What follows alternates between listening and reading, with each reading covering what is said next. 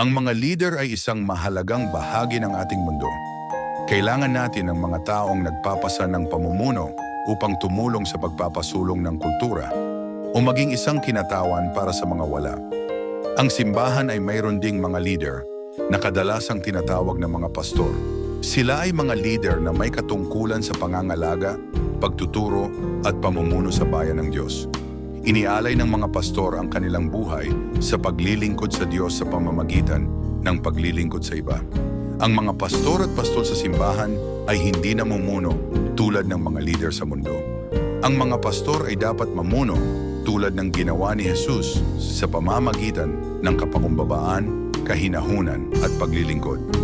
Ang kanilang pangunahing gawain ay akayin ng mga tao patungo kay Jesus.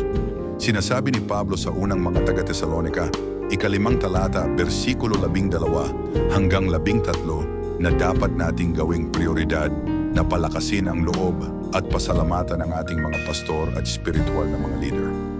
Dapat tayong magsikap upang palakasin ang loob at parangalan sila. Hindi ito nangangahulugan na inilalagay natin ang ating pastor sa isang pedestal na higit sa lahat. Ang mga pastor ay mga tao rin.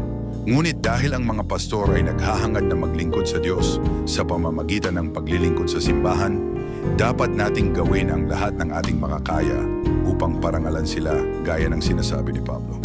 Sa panahon kung saan ang mga pastor ay nagdadala ng maraming emosyonal na pasanin, habang dinadala rin ang maraming panggigipit sa lipunan, tayo bilang simbahan ay dapat na gawin ang lahat ng ating makakaya upang mahalin ng mabuti ang ating mga espiritual na leader. Maglaan ng panahon para isipin ang sarili mong mga pastor, o espiritual na leader.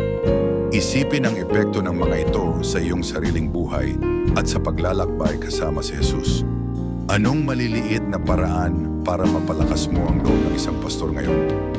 Maaaring ito ay isang sulat ng pagpapalakas ng loob o isang regalo na nagpapahayag ng iyong pagpapahalaga para sa kanila. Huwag hayaang lumipas ang sandaling ito bago gumawa ng plano para ipahayag ang iyong pasasalamat sa iyong pastor.